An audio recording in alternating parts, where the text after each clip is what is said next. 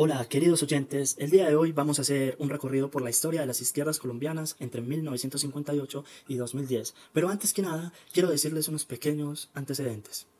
El Partido Comunista Colombiano, instaurado en 1930, daría paso a una nueva era donde el socialismo llegaría a Colombia con más fuerza y con más movimiento popular. Sin embargo, la violencia en Colombia generaría que no se diera lugar esta tercera fuerza política en el país. Luego de la Segunda Guerra Mundial, la radicalización popular fue correspondida con un viraje impulsado por Estados Unidos en el marco de la Guerra Fría y lo que terminaría con un aislamiento de la izquierda comunista en Colombia. Jorge Eliezer Gaitán fue una de las oportunidades para intentar integrar a todas las filas del ideario liberal. Sin embargo, su asesinato el 9 de abril de 1948 generaría una época de violencia, un acto popular que sería llamado como el Bogotazo, que intensificaría la confrontación entre los dos partidos tradicionales. Sumado a esto, el ascenso de Rojas Pinilla al poder en 1953 ratificaría la persecución oficial al Partido Comunista Colombiano, hasta llevarlo a puntos de la ilegalidad. La revolución cubana, en el triunfo del movimiento castrista, generaría grandes expectativas en la izquierda global, especialmente en Latinoamérica, ya que se trataba de una revolución autóctona, al margen de la influencia de la Unión Soviética, comprendida como la coexistencia pacífica. Desde este punto, Cuba se convertiría en el modelo revolucionario de las nuevas izquierdas latinoamericanas. Estos idearios revolucionarios generarían una pluralización en todo el mundo, pero también llevaría a años emblemáticos como el 68, una época donde los estudiantes tendrían más voz y serían escuchados. En las academias el marxismo podría difundirse y los académicos universitarios ayudarían a gestar este pensamiento en las ciencias sociales en toda América Latina. Este pensamiento crítico, sumado a las dictaduras como la de Rojas Pinilla, a la exclusión política, social de las fuerzas que no estaban comprometidas con el bipartidismo, generaría el levantamiento de organizaciones de nueva izquierda colombiana, como el Movimiento Obrero Estudiantil Campesino, así como el Movimiento Independiente Revolucionario. Después de esto, al ver que no progresaban, distintas disidencias comunistas dieron origen a movimientos guerrilleros signados por el foquismo. En el intento de unirse, en 1962, tuvo lugar una conferencia de diversos grupos de izquierda para confrontar el Frente Unido de Acción Revolucionaria. Convergían allí sectores gaitanistas y simpatías por la lucha armada, sin que la desarrollaran en la... Otro importante actor en este medio político y de violencia fue el Ejército de Liberación Nacional, ELN, ya que veía con una mirada autocrítica las aventuras guerrilleras, jóvenes radicales que viajarían a Cuba y que se comprometerían en la revolución armada, con personajes como Camilo Torres, que ingresaría a la guerrilla, ayudaría en un proceso de crecimiento en términos de militancia, a pesar de que éste muriera en su primer combate en 1966. Durante estos años, cabe mencionar el surgimiento de una de las guerrillas más fuertes y armadas que ha tenido Colombia, las Fuerzas Armadas Revolucionarias de Colombia, que después de tantas vacilantes declaraciones del Partido Comunista Colombiano con la lucha armada, vio la ofensiva estatal contra las repúblicas independientes como una ofensa, y algunas zonas de colonización armada como Marquetalia provocaron la primera conferencia comunista a fines de 1964. Esta guerrilla, aunque era una autodefensa, decidió transformarse en un brazo armado de modelo militar de autodefensa, apoyado por partidos de izquierda, hasta mediados de 1980. Más adelante en el tiempo, con el fin del Frente Nacional y su lento desmonte, despertaban los colombianos ciertas expectativas para la apertura democrática. Con el ascenso en 1974 de Alfonso López Michelsen, se creía que podía ser así, pero rápidamente se dio cuenta que se rechazaría airadamente las demandas populares y se reprimirían las protestas sociales, lo que generaría un gran paro cívico nacional el 14 de septiembre de 1977.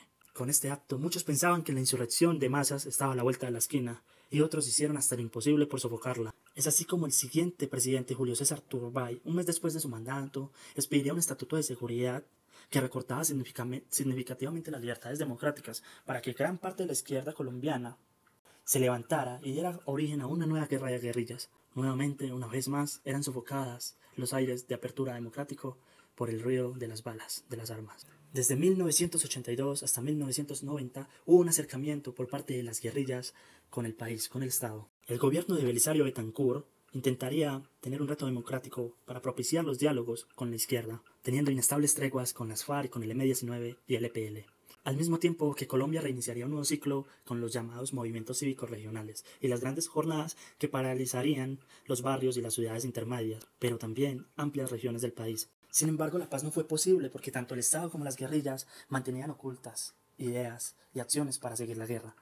Intenciones que se veían como la toma del Palacio de Justicia, como la agrupación política impulsada por la guerrilla para ingresar a ámbitos públicos como la Unión Patriótica, que fue ampliamente diezmada, asesinada, acribillada y que fue convertida en un genocidio político. Las organizaciones armadas que habían pactado tregua con el Estado estaban de nuevo en la guerra.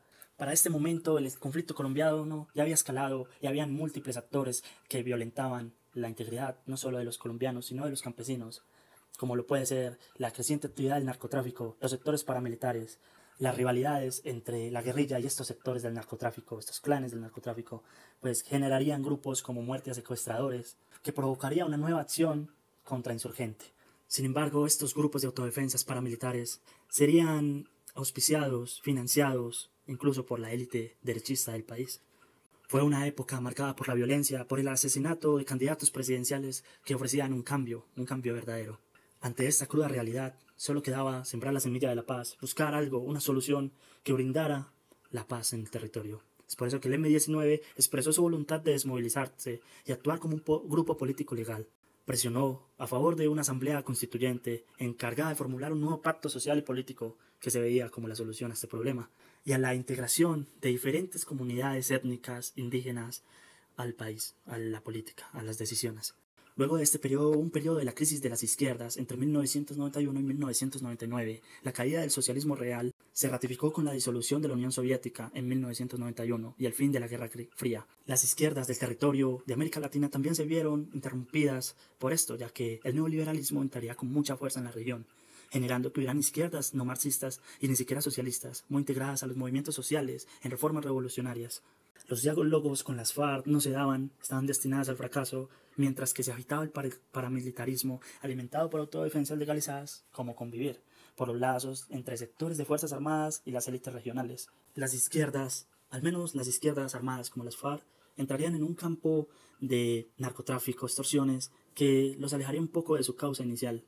Esto generaría también que la resistencia social, la acción política y militar, la agitación social, al final del siglo, incursionaría crecientemente en terrenos directamente políticos, movilizaciones en masa, no solamente por carencias materiales, sino también en disputa en torno a planes de desarrollo y políticas estatales, así como la exigencia de derechos al Estado. Es así como estos avances electorales generan nuevas estrategias políticas de la izquierda y nuevas formas de movilización social que desbordan las estructuras bipartidistas. Colombia, de la mano de Álvaro Uribe Vélez, empieza a tener un alineamiento con el mandato de George Bush, provocando marcadas tensiones con los países vecinos, fracaso en las negociaciones con las FARC y promoviendo la política de seguridad democrática provocaría por primera vez en 20 años que la opinión pública pensara en la opción de hacerles la guerra. Con mano dura y con apoyo del Estado, los paramilitares harían fuertes avances contra las estructuras militares guerrilleras, conservarían las economías y políticas y ocultarían la verdad sobre las atrocidades cometidas. El narcotráfico aún sigue en pie a pesar de tantos avances para poder fumigar todas estas plantaciones de coca. El ELN entablaría unas pobres negociaciones con el Estado. La guerrilla, como las FARC, también vería esto con recelo, ya que esto impulsaría un poco más la izquierda democrática, pero no la izquierda que buscaba por medio de las armas hacerse con el poder. Y eso es todo. Hasta el 2010 seguía este panorama en los que surgen nuevos movimientos sociopolíticos que se renuevan desde abajo en una izquierda que lucha por la libertad.